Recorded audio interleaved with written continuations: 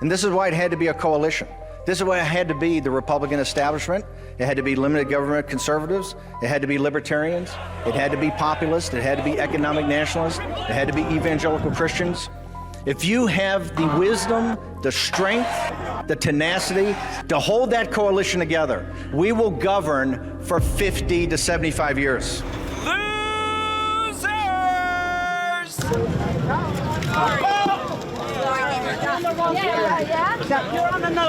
This is by far the most serious and politically charged indictment.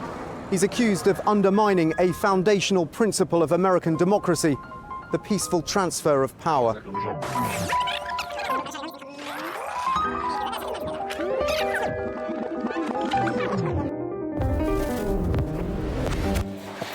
For every conservative in America, this is what happens in the last days of a dying regime. They will never shut me up. They'll have to kill me first.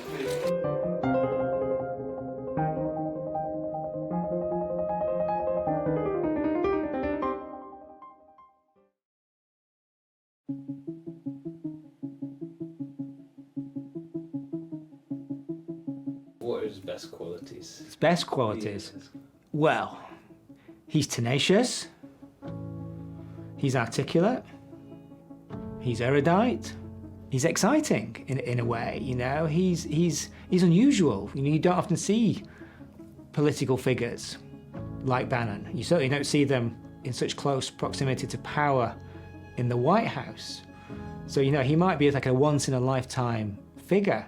He's a guy who has created an internally coherent belief system which explained in some way the precarity and the insecurity felt by tens of millions of Americans.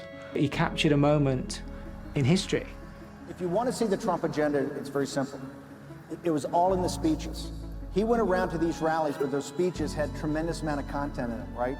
I happen to believe, and I think many others do, he's probably the greatest public speaker in those large arenas since William Jennings Bryan. This was galvanizing. Remember, we didn't have any money. Hillary Clinton, these guys had over $2 billion. We had a couple of $100 million. It was those rallies and those speeches. All right, we don't want to win so much. We're getting tired of winning. It's getting boring. It's always worth remembering in politics that movements that have an enormous impact tend to be led by a very small number of people, but those people tend to be highly committed, very radical, completely sure of themselves. They have a very strong belief in themselves, a very powerful sense of agency that they are at the frontier of history and that they're shaping and cultivating these currents that are sweeping through politics.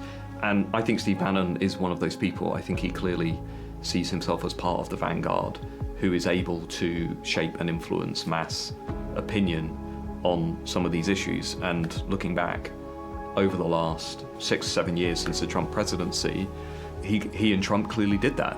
Bannon's only a Republican because you've got to be one or the other in order to take power in America.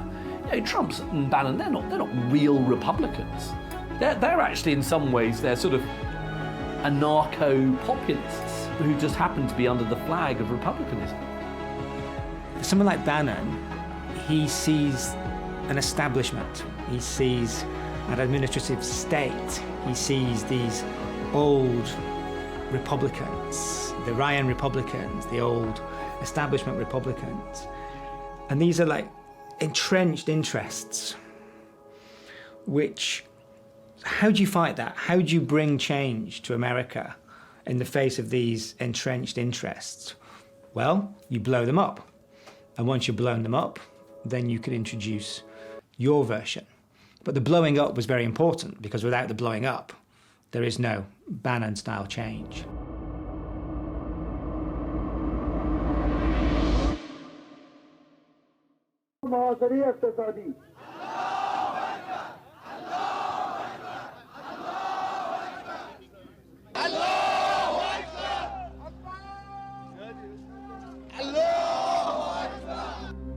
People's political ideology can come from any variety of sources. In many instances, it comes from our parents. Many people vote the same way as their parents.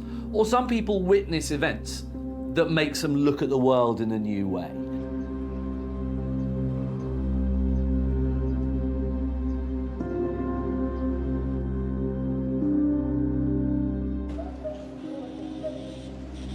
And actually, one of the key events for Steve Bannon and what really influences his political ideology is looking at the hostage crisis in the late 1970s under the Jimmy Carter presidency and seeing the Iranians kidnapping all these Americans and holding them hostage for weeks and weeks and months.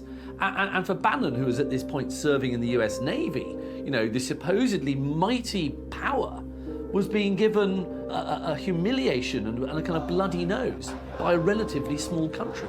And for Bannon, this felt kind of disgraceful. And so this is one of those germs that's going to give rise to Bannon's ideology.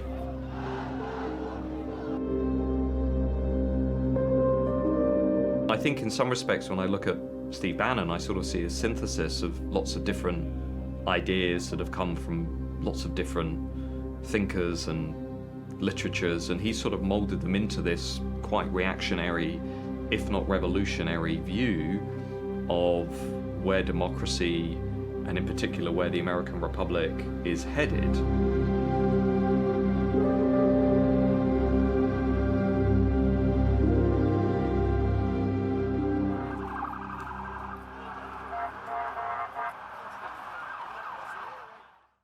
Bannon has these three pillars of thinking. The first is national security and sovereignty. That's defending your homeland, whether that's building a wall between the US and Mexico, whether that's slapping travel bans on basically anybody from a country that happens to be Islamic.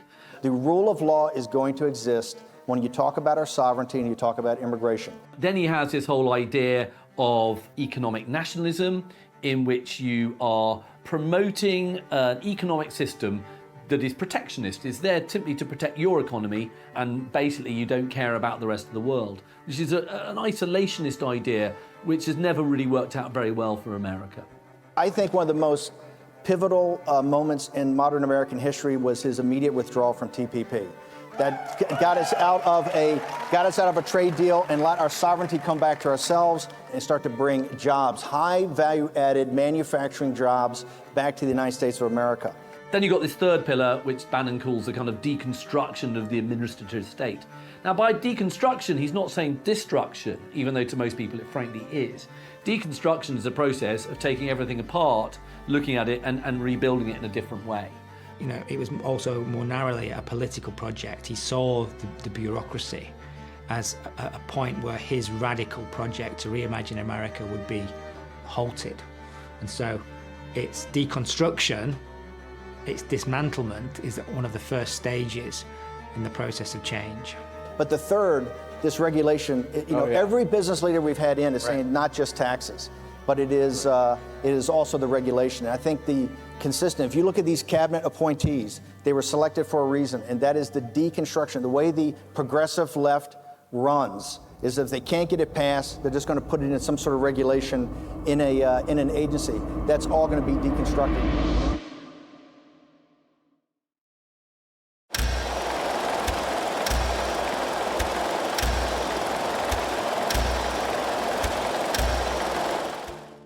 What makes a successful propagandist is the ability to ram home a very simple message over and over again.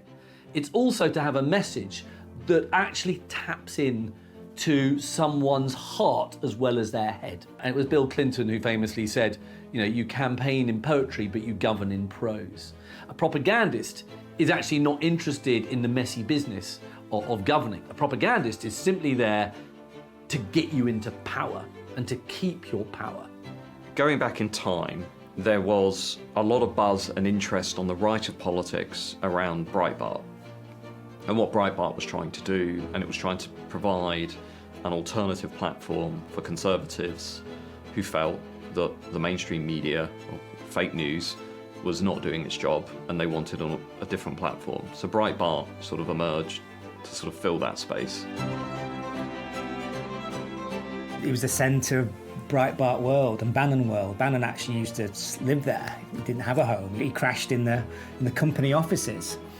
There was always, parties and influential people going in and out, and it was for a while the centre of conservative politics. Individuals that were working with Steve Bannon and indeed Bannon himself clearly began to have quite a strong impact on the debate in America, and that, I suspect, is how Bannon ended up becoming quite close and connected to the Trump campaign. Their meetings were infrequent and sporadic and quick. They're outsiders, right? In some respects, Trump is the ultimate insider, but he is ultimately an outsider. He's laughed at by the elite. He has a giant chip on his shoulder. He has never really felt that he belongs, and he's never really felt he's been given the respect and the and the deference that he thinks he deserves. And I think probably Bannon is similar. So these two outsiders, renegades, sort of collided and came together and probably saw something in themselves in one another, and probably that helped to cement their relationship. When Breitbart himself dies and Bannon effectively takes over, Breitbart changes its tone. It's less sort of interested in Hollywood and entertainment stuff. It's much more about politics, the culture, things that Bannon is frankly interested in. Andrew Breitbart died in 2012, and Bannon took it down an alt-right path.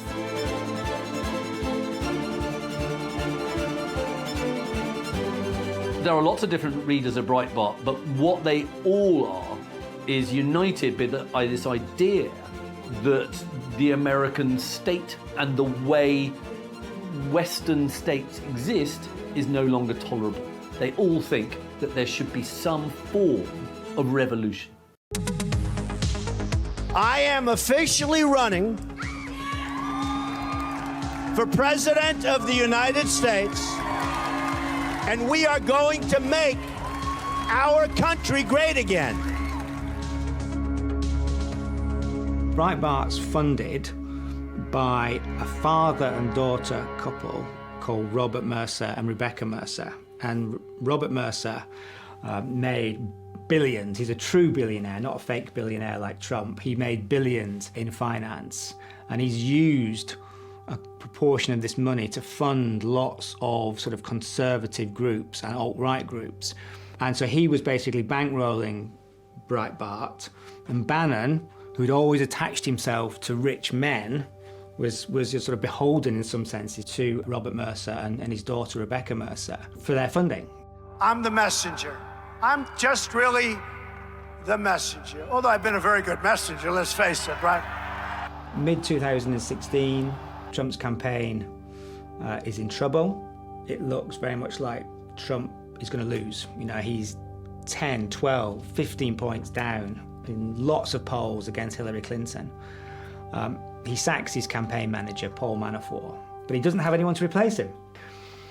But the Mercers make a move, and they persuade Trump to appoint Steve Bannon as his campaign manager in August 2016. Republican Donald Trump is overhauling his campaign again. Overnight, we learned Trump is bringing in Breitbart News' Steve Bannon as a campaign CEO and promoting one of his pollsters to campaign manager.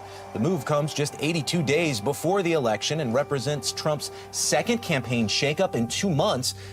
What Bannon sees in Trump is a like-minded figure, a disruptor, someone who doesn't want to obey the rules, someone who looks at the state as it is and thinks that it's broken and dirty and corrupt. Trump, in many ways, was an ideal candidate because he was a blank canvas. And Trump had he had a sense that, sort of unspoken really, but as a real estate developer in New York, he saw sort of Japanese money coming in and buying up buildings that he wanted, and a hostility developed towards this foreign money. So he was not on board with the Bannon project writ large, mainly because he probably was ignorant of the Bannon project writ large, but there was enough synergies there for this to work. Trump really became a master of the big set pieces, the big rallies, the arenas, using charisma, using new media, alternative media, and being completely willing and enthusiastic to attack established media. In some respects, it was a fusion of the old and the new. And in 2016, for lots of reasons we now know, he did understand mass psychology, and he did outflank much of the elite.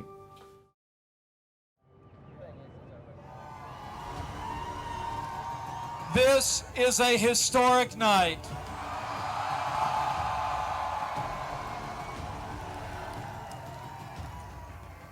The American people have spoken, and the American people have elected their new champion.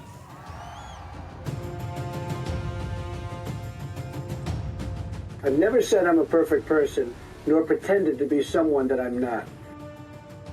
Trump didn't think he would win. Bannon didn't think he would win. They were as shell-shocked as everybody else. They were planning all sorts of things for the post-election period. None of them involved governing. None of them involved in being president. None of them involved the White House.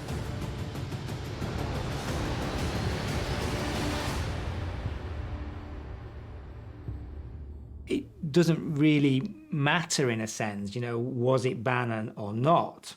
What matters is that Bannon thought it was him, and that for a while at least Trump thought it was Bannon, and he was prepared on the back of that to give Bannon this great power in the White House. Bannon became a sort of Svengali figure. It's the perception that matters here as much as the reality. Key players perceived it to be the case that Bannon had won it.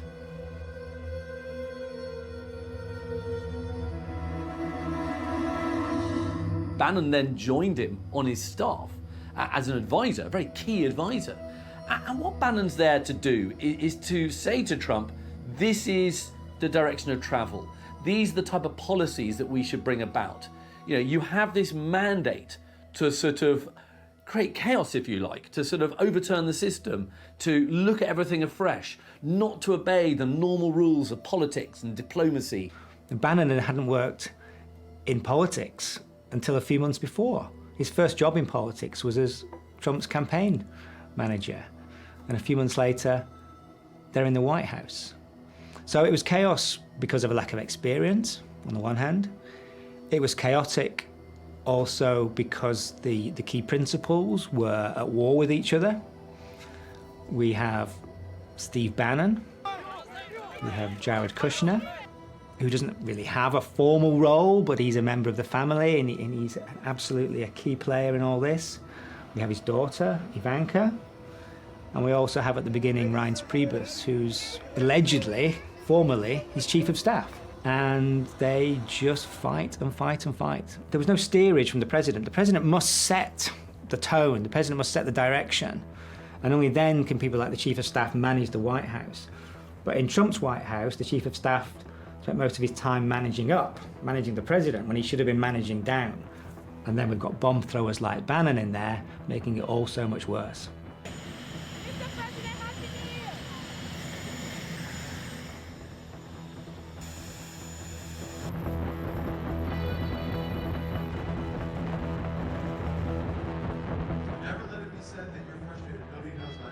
We were troubled when the president-elect announced that Steve Bannon would be a senior advisor in the White House.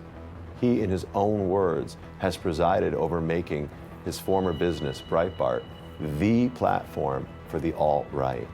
This loose-knit group of white supremacists, anti-Semites, and racists. As far as Bannon's concerned, American society has faced four great crises. There's the Revolution, there's the Civil War, there's the Great Depression, and the fourth is happening in Bannon's eyes today, and that is mass immigration. He regards that as cataclysmic. Certainly Bannon's pushing a sort of a Judeo-Christian view of the world, where America is a white country, it's a Christian country, to some extent isolated from the world, because as soon as you open yourself up to the world, whether it's through trade or whether it's through immigration, that goal of having sort of a homogenous population dies. So this sort of withdraw, there's in a sense that America needs to withdraw inwards to protect these core values, which is white, it's Christian, and it's not brown, and it's not Muslim. Donald J. Trump is calling for a total and complete shutdown of Muslims entering the United States until our country's representatives can figure out what the hell is going on.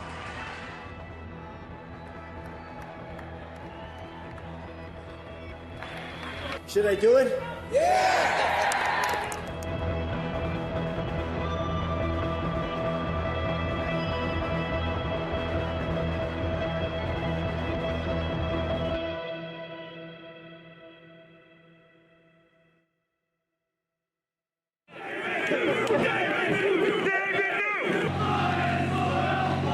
Bannon thinks the establishment, the bureaucracy, is the enemy. And so he wants to swerve around these establishment elites who he thinks will undermine or attenuate his project of change.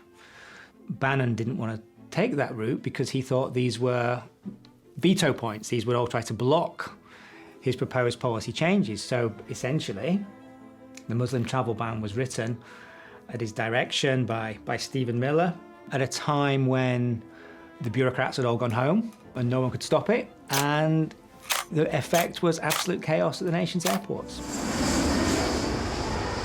But Bannon indicated that was exactly what he wanted. He wanted it to cause chaos. This is going back to Bannon as a bomb thrower theme, which is very prevalent here. That was Bannon's way. Well, isn't it better now than later? Trump and Bannon will defend themselves to this day by saying, no, we're not banning Muslims, we're just banning people from these countries where a lot of bad people we think happen to be. And that's how they defend it. They knew it was going to be controversial, and they liked the fact it was controversial. There was no way that the Muslim travel ban, as conceived in any of its three iterations, would have passed Congress. There's too many veto points in that institution for that to become law. So the executive order is the only way to do it. Now, executive orders, they have to be lawful. The Muslim travel ban was determined not to be lawful and was struck down by various courts. They rewrote it a second time, that was also struck down. And a third time, it was allowed to go into effect, but it was in a much attenuated form compared with that first incendiary executive order, which was issued a week into Trump's presidency. No hate! No fear! Muslims are welcome here! The reason Reince and I are good partners is that we can disagree. It's not only not going to get better, it's going to get worse every day in the media. And here's why. But by the way, the internal logic makes sense. They're corporatist, globalist media that are adamantly opposed to an economic nationalist agenda like Donald Trump has. President Trump really laid this out, as Ryan said, many years ago at CPAC. It's really CPAC that really originally gave him the springboard. It's the first time at Breitbart we started seeing him and saw how people, his speeches resonated with people. And then he would go out to these smaller town halls later, and really he got traction with the same message he's bringing today. Here's why it's going to get worse, because he's going to continue to press his agenda. And as economic conditions get better, as more jobs get better, they're going to continue to fight. If you think they're going to give you your country back without a fight, you are sadly mistaken. He was an absolutely key figure for 6 months, or probably nearly a year. He was one of the most important people in the world. Yeah, he was absolutely central to everything that was going on in the United States. From August 2016, when he joined the Trump campaign, to his leaving the White House a year or so later. No, he's a key figure in American history.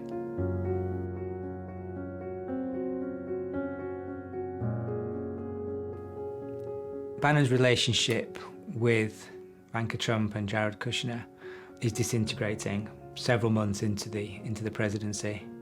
His relationship with Reince Priebus is at an all-time low. Reince Priebus and Bannon leave the White House very close together. But the White House, it probably couldn't carry on functioning with that level of internecine warfare between the key players. So very quickly, Priebus goes, And Bannon goes, okay, the family stays, Ivanka stays, Jared stays, but there's a new person in charge now, John Kelly, or at least he thinks he's a new person in charge, but he faces exactly the same problem that Reince Priebus did, which is having to manage Trump, that he spends most of his time managing up and not what he should be doing, which is managing down and organising the White House. It's possibly the most thankless job in the world, is being Trump's chief of staff. Bannon probably, in hindsight, wanted to go much further than Trump did. I think probably Bannon was much more of a revolutionary, whereas Trump may have been, and indeed I think now history has shown, was probably more of a reactionary. You know, he loved alienating and irritating the elite, but once you gave Trump power, he didn't really know what to do with it.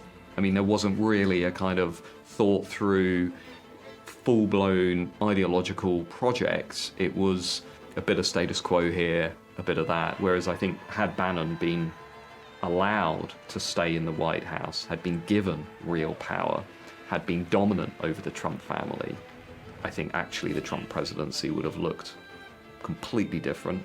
I think it probably would have looked much more radical and revolutionary, and I suspect it probably would have looked quite a lot darker.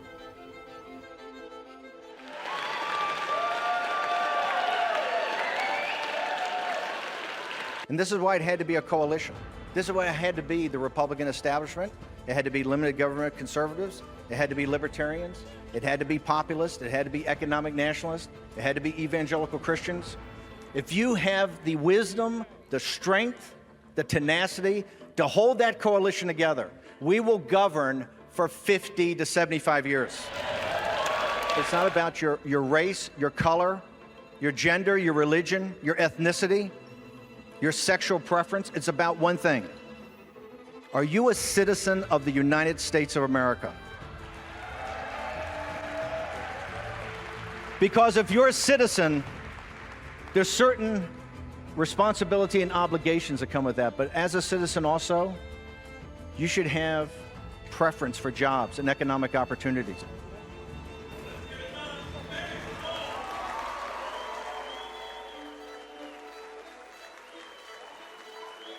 Think of what went in to build this country. Are you prepared to give it up and let these elites take it and just give it away? That's the power that elected Donald Trump. That's the power that's going to elect Roy Moore tomorrow. That's the power they fear. You know what they're doing? They're trying to shut up President Trump and Judge Moore. They're trying to shut you up. To Mitch McConnell and Senator Shelby, this is a national election. It is the Trump miracle versus the nullification project. Now, they couldn't beat Trump and they couldn't beat you. For him, it was about what does he do after the White House? What does he do now being on the outside of the White House? And I think probably Europe was, in his mind, the obvious next step. You had crunch elections, you had political parties and leaders that were clearly beginning to do quite well, and I think in his mind it was very much about trying to attach himself to new movements or new vehicles that would allow him to maximize his influence.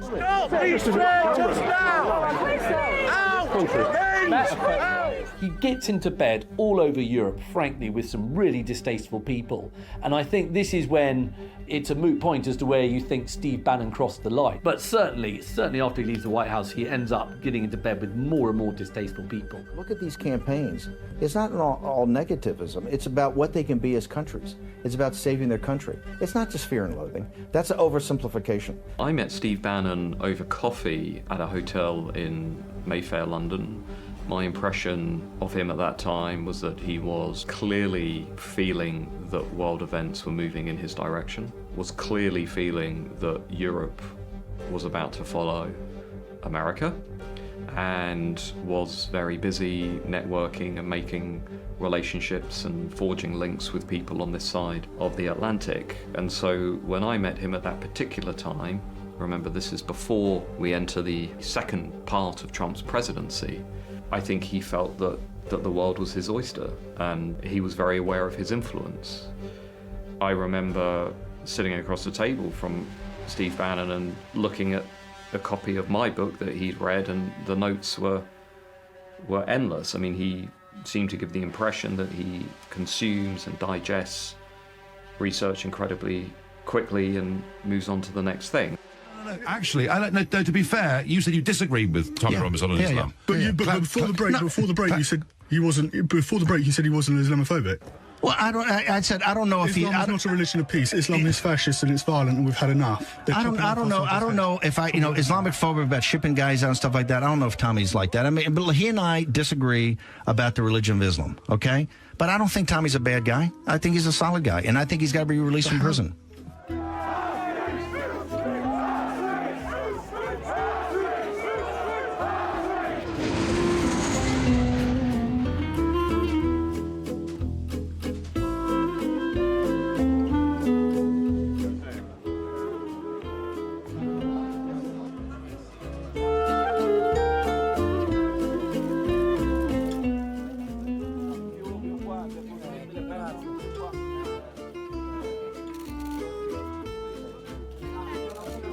I think the vote for Brexit was very important for populists around the world.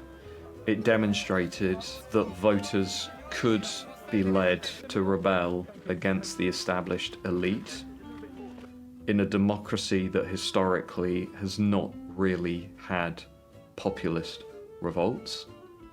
I think it also showed many people around the world, including Steve Bannon and Donald Trump, that there was a deep reservoir of public disillusionment with the status quo. The bastion of independence. And that in every Western society that was probably there and could be mobilized and could be turned into a serious political project. So actually, on one level, it's tempting to see Brexit as something that was inherently British, was about Britain's relationship with the European Union. But actually, for many people around the world, including Bannon, I think Brexit was proof of concept that you can mobilize the masses against the elite.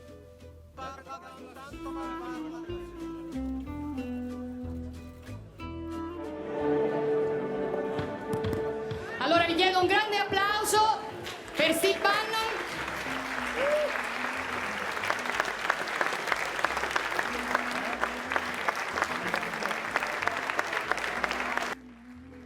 That's why, of everything that's going on, even in Brexit and even with Trump, with all the resistance, yours is the most important experiment.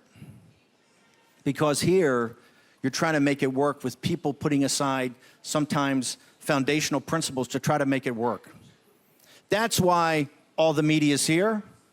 It's not to see some schmendrick like me. It's because they want to look at every mistake your government makes. If the brothers of Italy, and the League and others put their shoulder to the wheel, like you have shown in the past, and stand for decency and grit and common sense, that you can not just have tremendous electoral results in the spring of 19, but send a message to Brussels.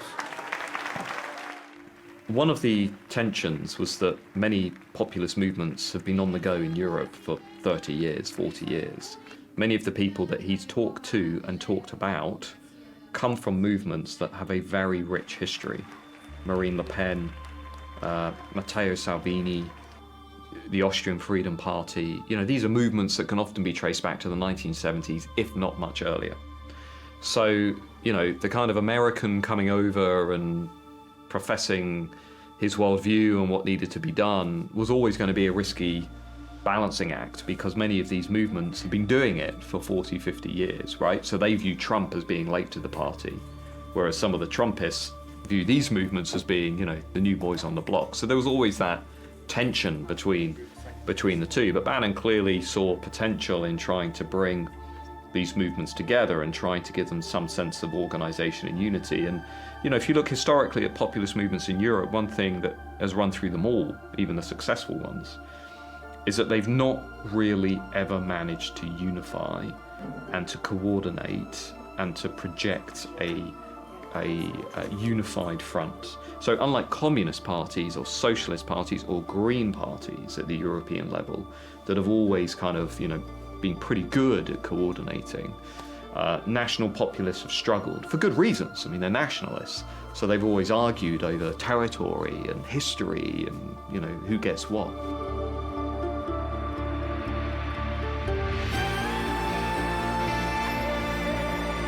France and Italy and these other parties together is quite powerful, but they have the ability to put aside some differences and to really form a supergroup that will have real critical mass, and I think will punch above its weight as far as a group goes. That's why I think these next 3 or 4 weeks are going to be vitally important.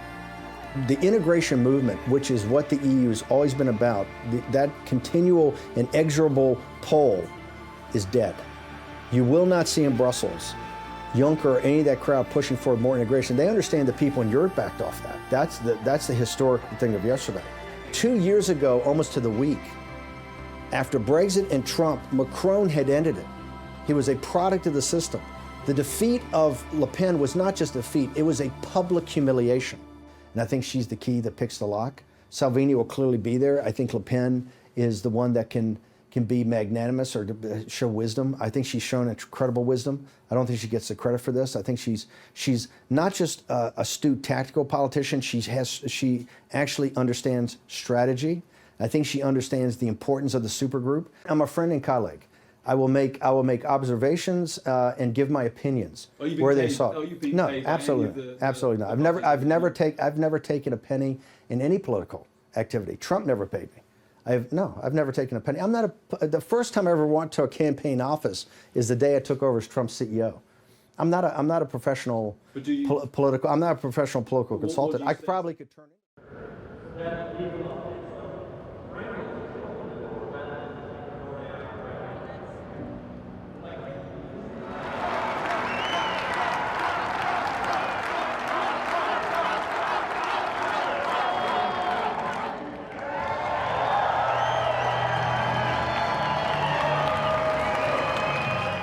Trump is struggling to get money from Congress to build the wall. Throw him an odd billion here or there to repair the wall. They're not going to give him any money for new wall. And so Bannon and a couple of associates hatched this plan to solicit private donations from, well, not only from Trump supporters, but for people who want to build a wall. And I think they raised something like $25 million.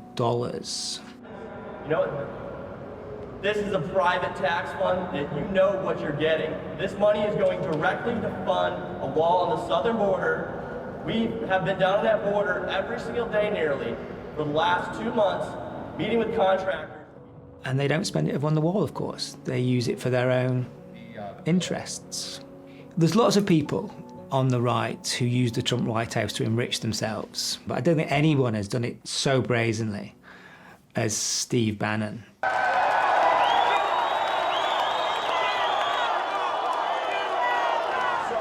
thank you very much for joining us, guys. Hey, a big cheer. Thank you, One America. Steve Bannon has been arrested and indicted by the Manhattan U.S. Attorney, federal prosecutors in Manhattan. For more on that, we'll get to our Eamon Javers. Hey, Eamon. Yeah, Carl, this news just coming out from the Southern District of New York saying that Steve Bannon and 3 other men have been arrested and indicted and charged in relation to their role in a nonprofit organization called We Build the Wall. It's a crowdfunding organization that the SDNY says has raised about $25 million.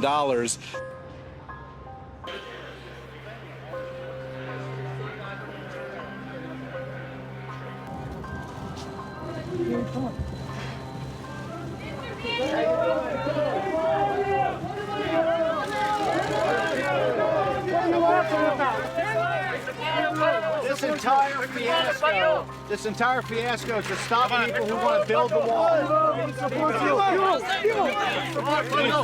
Get inside. Hey, get inside the car. Get inside the car. He's a very clever guy. He's very erudite. You know, he has a good command of history. You know, what led him to think that this would be a good idea? It's baffling in a way. Well, it's baffling in every way. And this led, of course, to Trump's pardon of Bannon, but Trump can only pardon federal crimes. So Bannon is still on the hook for this as a state crime. He's had one get-out-of-jail card cash by Trump. There's no others available to him. In August 2020, as many of you know, Bannon and 3 other individuals were indicted by the U.S. Attorney's Office for the Southern District of New York for crimes related to this fundraising scheme. And then, just months later, Mr. Bannon received a presidential pardon from President Donald J. Trump, former President Donald J. Trump. Because the simple truth is that it is a crime to profit off the backs of donors by making false pretenses. Comment? This is an irony. On the very day the mayor of this city has a delegation down on the border, they're persecuting people here and trying to stop them on the border. This is all about 60 days from the day. 60 days from the day. 60 days. For every conservative, this is what happens in the last days of a dying regime. They will never shut me up. They'll have to kill me first.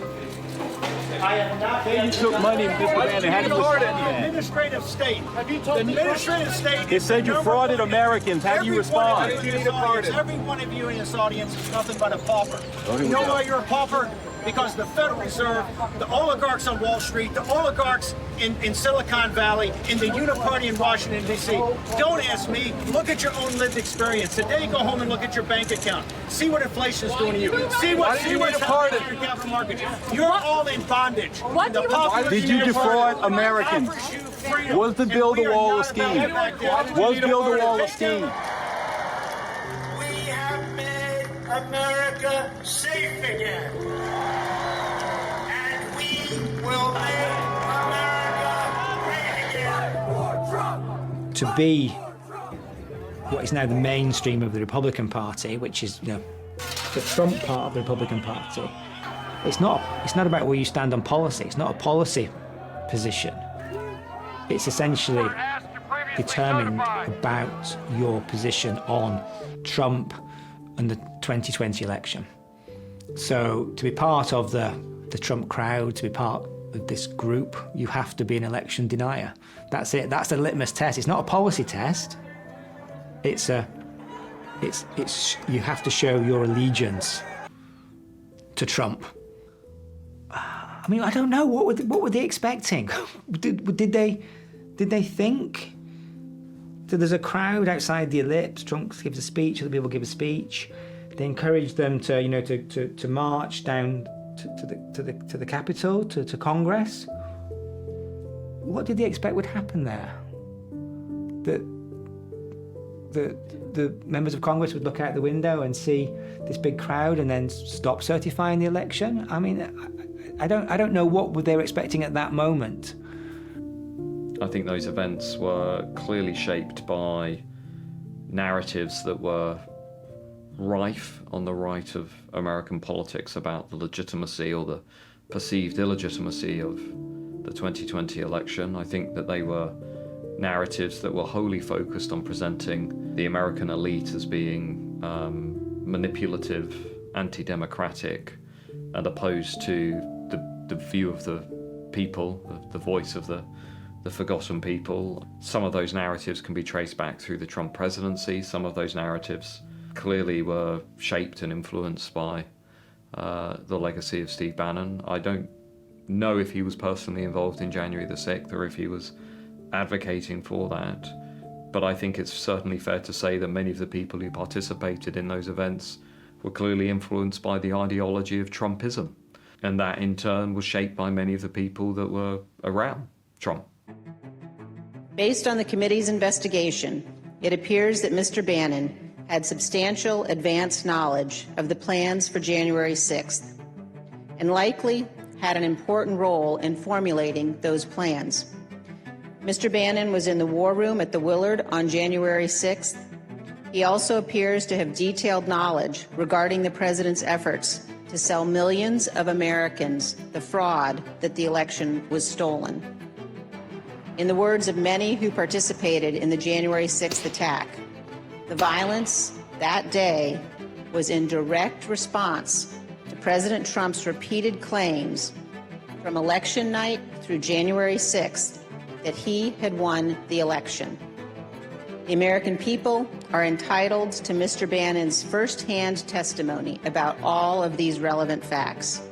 As part of the ongoing investigation into the January the 6th events at the Capitol, that Steve Bannon was called to give evidence regarding his role in those events and activities. Bannon refuses to cooperate with Congress because he feels he's above it. He feels that this is not something he should feel obliged to do as a free citizen. You know, it's two fingers to the establishment. As simple as that. I'm telling you right now, this is going to be the misdemeanor from hell for Merrick Garland, Nancy Pelosi, and Joe Biden. Joe Biden ordered Merrick Garland to prosecute me from the White House lawn when he got off Marine One. And we're going to go on the offense. We're tired of playing defense. We're going to go on the offense on this and stand by. Mr. Bannon acted as his lawyer counseled him to do by not appearing and by not turning over documents in this case. He didn't refuse to comply. He wants to be seen as an outsider who's willing to take on the elite, who doesn't want to play by their rules, somebody who relishes in being a populist maverick, a renegade, and who is keenly aware that his brand is now completely dependent upon that image. So, you know, any opportunity that he has to push that, I think, is important to him. I think the other consideration is that the Trump moment is not over. I think Bannon is keenly aware that Trump will probably run again for president, or that Trump will remain a guiding influence on the Republican Party. So from a purely selfish point of view, maintaining and upgrading his brand as an anti-elite agitator outsider is also something that makes complete sense to him. They put forward an argument today that completely tears asunder constitutional principle of separation of powers. So think about it. Any citizen gets a subpoena from Congress, hires an experienced lawyer. The lawyer tells that citizen, you may not comply. Not we ought to think about it. Former president invoked executive privilege. You may not comply. Again, you can debate whether he could have complied in part or in full. He listened to his lawyer. It's not an intuitive process. Buddy, I only have one disappointment, and that is the gutless members of that show trial committee, the J6 committee, didn't have the guts to come down here and testify in open court. This is something he does deliberately. You know, he can afford to take the $6,000 fine. That's $6,000 of pure golden publicity all over the globe. You know, 4 months in jail, if he ever ends up serving it, so what? It doesn't bother him at all. In fact, I think Bannon would be the type of man who'd regard a jail sentence given to him for failing to turn up to Congress as kind of a way an actor would regard an Oscar. It would prove how much of a disruptor he is by being sent to jail. He likes being the bad boy.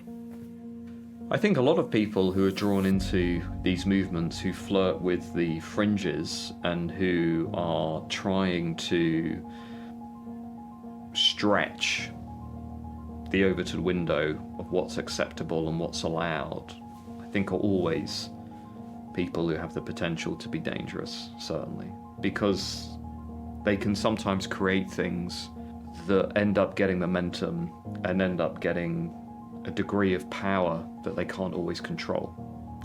The line between critiquing the system and advocating for radical reform and political violence is a very, very thin line. Just a few days before the election, Steve Bannon, a former Trump chief White House strategist and outside advisor to President Trump, spoke to a group of his associates from China and said this. And what Trump's going to do is just declare victory, right? He's going to declare victory. But that doesn't mean he's the winner. He's just going to say he's the winner. The Democrats, more of our people vote early that count. Theirs voted mail. And so they're going to have a natural disadvantaged, and Trump's going to take advantage of it. That's our strategy. He's going to declare himself a winner. So when you wake up Wednesday morning, it's going to be a firestorm. Also, if Trump is losing by 10 or 11 o'clock at night, it's going to be even crazier. No, because he's going to sit right there and say they stole it. I'm directing the Attorney General to shut down all ballot places in all 50 states. It's going to be no. He's not going out easy. If Biden's winning, Trump is going to do some crazy shit. As you know, Mr. Bannon refused to testify in our investigation. He's been convicted of criminal contempt of Congress, and he's awaiting sentencing. But the evidence indicates that Mr. Bannon had advanced knowledge of Mr. Trump's intent to declare victory falsely on election night, but also that Mr. Bannon knew about Mr. Trump's planning for January 6th. Here's what Bannon said on January 5th. All hell is going to break loose tomorrow. It's all converging, and now we're on, as they say, the point of attack.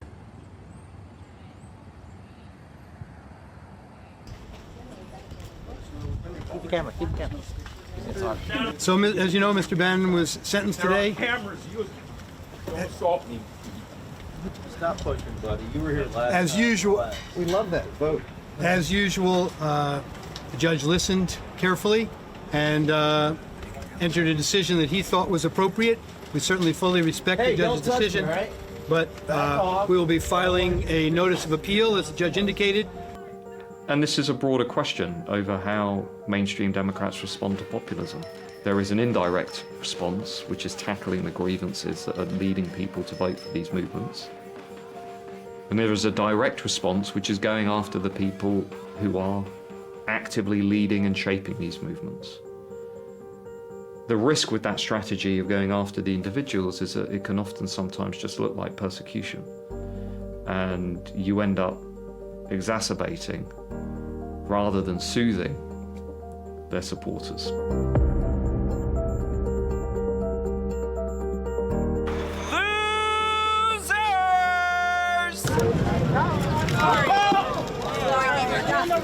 This is by far the most serious and politically charged indictment.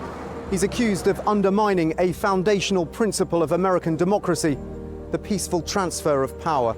An ideal Bannon world would be a very small state existing just on a national level with no federalism across continents, in which people wouldn't be seen as kind of economic units.